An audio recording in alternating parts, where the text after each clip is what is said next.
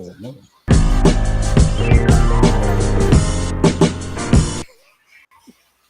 What the hell?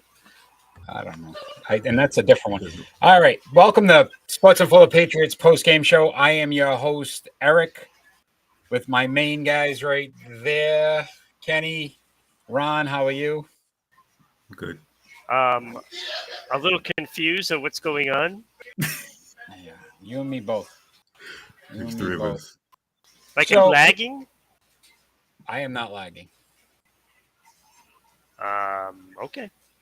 You have less bars than all of us.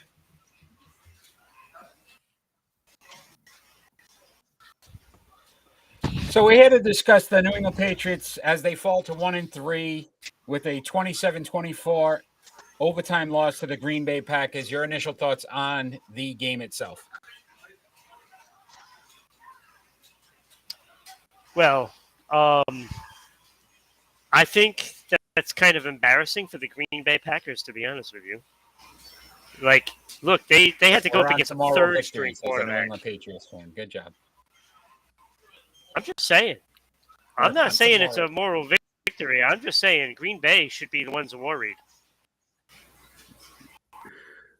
Well, unfortunately, this isn't the Green Bay Packers post-game show, so I'm more concerned about your thoughts on the New England Patriots. Look, they lost a game that was in their grasp. You know, look, I mean, it was zappy.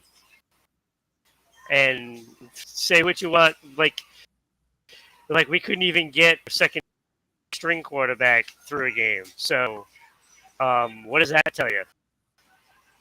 I would have liked to seen them take the training wheels off a little bit with him and at least allow him to make some plays. I felt like they just kept him from actually running some offensive plays. I mean, he looked great handing the ball off. I mean, he looked really good handing the ball off. I mean, that's what we get to see from him for the majority of the game.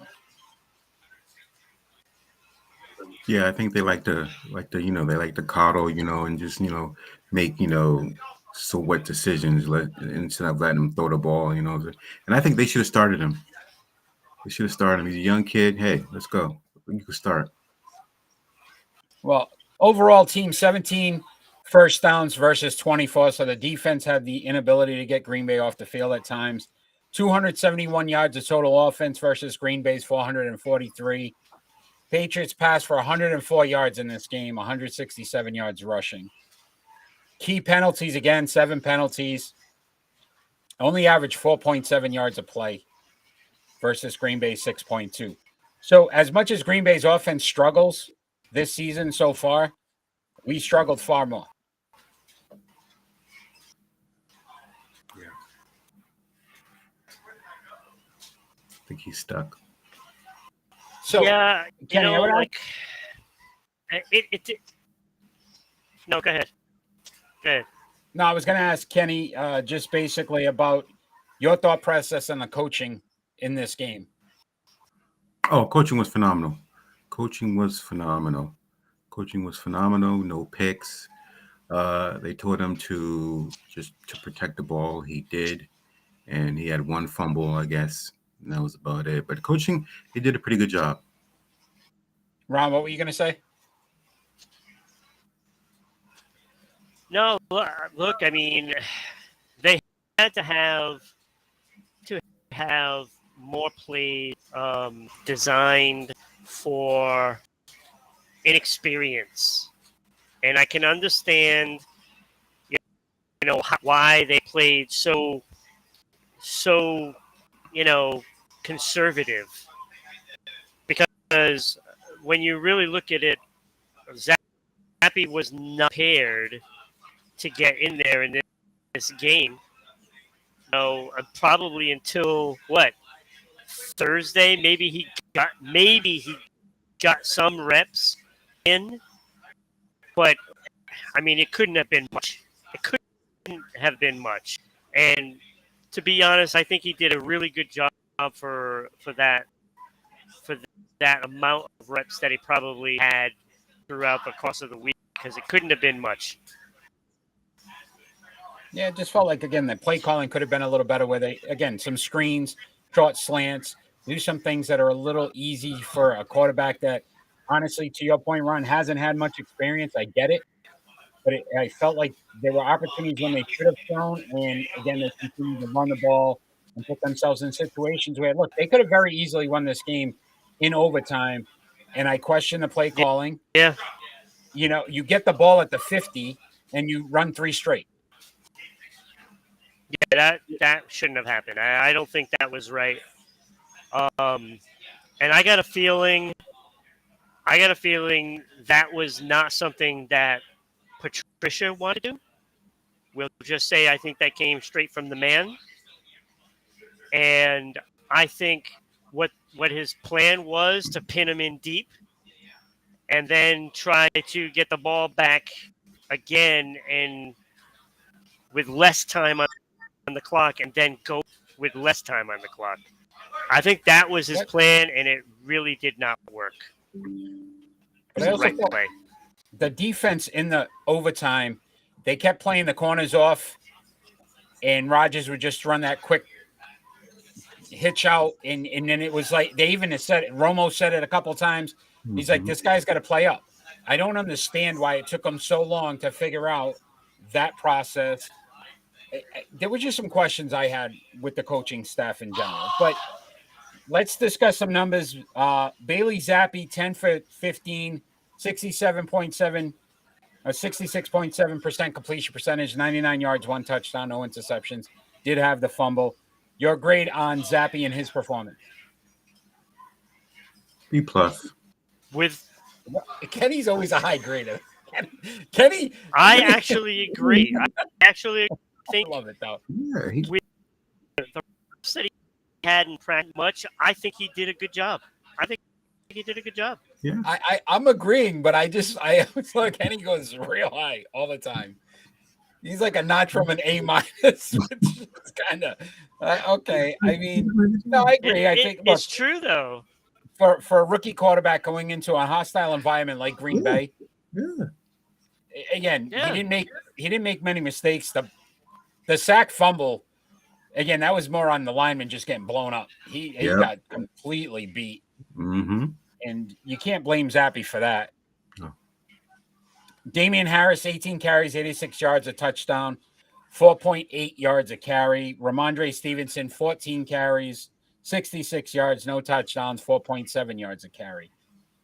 Do we still like the split back and them splitting the time between the two backs? Well, I didn't say because I had to put Harris in as my running back in fantasy, and I don't like that he had time today. I mean, you got decent numbers, but again, that irritated me. I felt like when Harris was getting on a roll, then they pull him out again. Yeah. They did the same thing again this week. Yeah. I don't like that at all. It just baffles me when they do the switch. Like, I could see Ramondre Stevenson short yardage because of his size, his ability he's a bigger power back, maybe. But you're pulling Damian Harris after he's been running off chunks of like 15 yards a pop, and then you pull him out. I just questioned it. I don't. Again, coaching. Nelson Aguilar, 3 receptions. Look, this is where it all goes back to, though, Eric. It all goes back to the coaching moves. And for the most part, the coaching does a good job. But then there's certain times where you have to wonder and you throw your hands up in the air and you're like, why? So Nelson Aguilar, 3 receptions, 46 yards, 15.3 yards of reception. Devontae Parker had 2 receptions for 24 yards and a touchdown, a gift by the referees because the officials definitely missed a delay of game. They would have had back-to-back delay of games. So receiving-wise, didn't see a lot from the receivers, didn't see much from the tight ends. Obviously, they didn't throw as much. Is that a factor, Zappi, or do you think that just the offense was geared towards running this week? I think it was the plan, to be honest with you, especially when he got in. They want to run the ball more. And it's too bad because I would have liked to see Hoyer finish that game because I think he was playing really well. Yeah, offensively, it still struggles. Yeah. Not seeing, Oh, what we there is, of expected. course. What we expected, we're seeing. So defensively, Adrian Phillips 6 tackles, Devin McCourty 6 tackles, Jonathan Jones 4 tackles, Jack Jones 3 tackles, an interception, forced fumble, and a touchdown. And then Matt Judon had Who? Jack Jones. Jack Jones, baby. 3 tackles, 1 sack for Matt Judon. Problem I have with this, the majority of the tackles came from your secondary, which means Green Bay was reaching your third level before you actually stopped them. They ran the ball effectively, Green Bay. And then when Aaron Rodgers decided he was going to take over second half overtime, he was able to do it with ease. He did. Yep. How comfortable did we feel with the defense today in their performance? I felt okay. It could have been worse. It could have I been think worse. with the lack of offense, with the lack of offense, you're asking a lot. And I keep saying this every week. The more the defense is out the field, the more chances for disaster. And, all in all, I thought they played a really solid game. Just, like they're out in the field too much.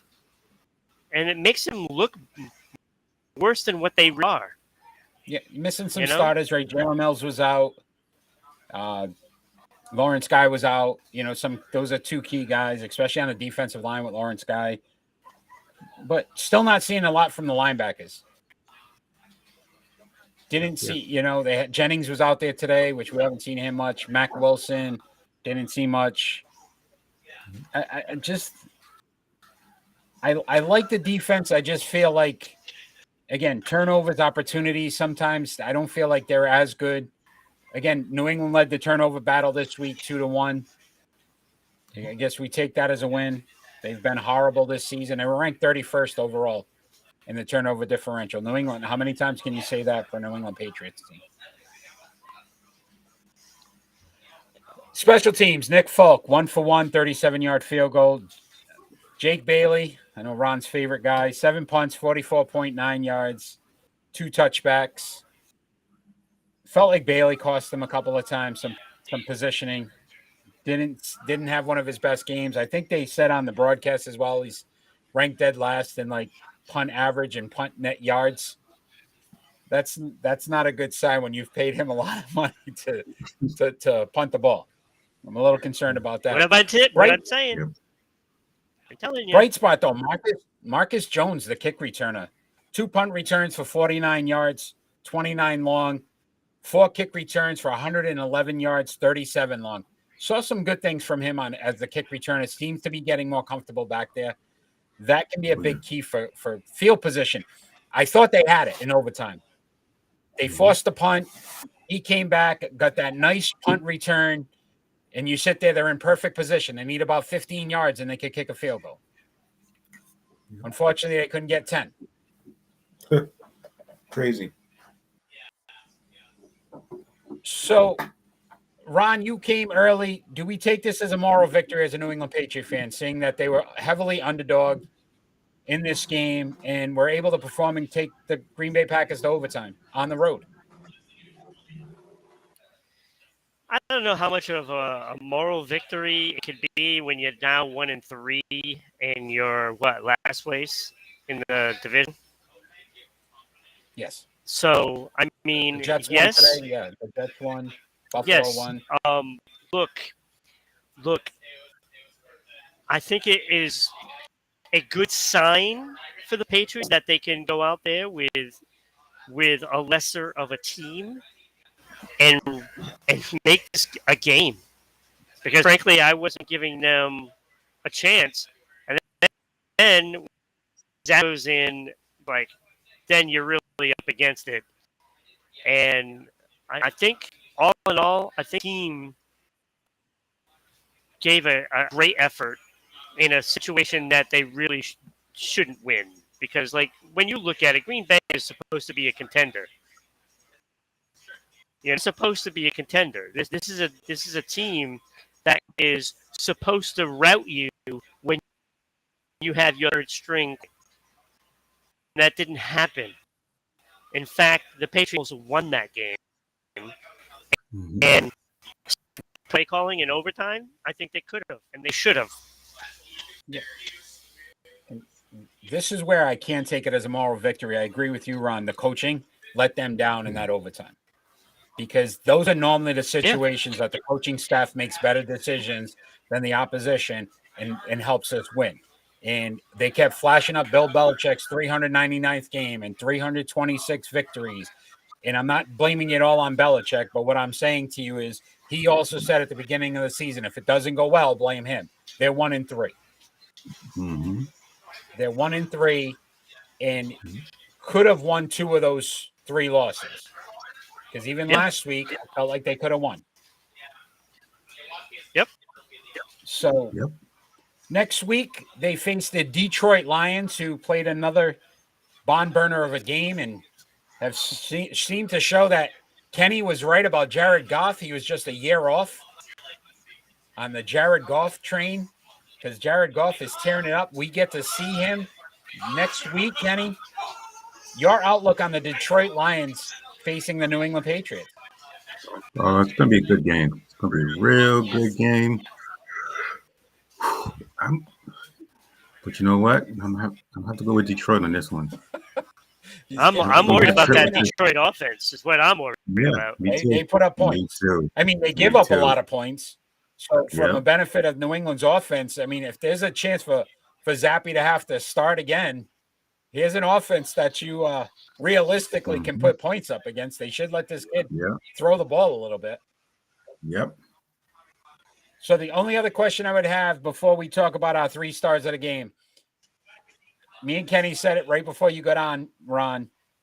Quarterback possibilities for New England. If Brian Hoyer is out, do we see the return of Cam Newton in New England? Oh my God! Please don't scare me like that. They need a backup quarterback. I know they do. They do. They will need a backup quarterback. And you know that's the only option because he's the only one that's played on Belichick's the team staff. That's available. That's what I'm saying. That knows the system. I'm starting to see this happening again all over for us. Deja vu. Cam Newton in New England. What a when does hockey season start? This is just awful. Not soon enough, Ron. You know, after enduring the loss of the Celtics in the finals, then we deal with the Red Sox all season, and now I got to go through this.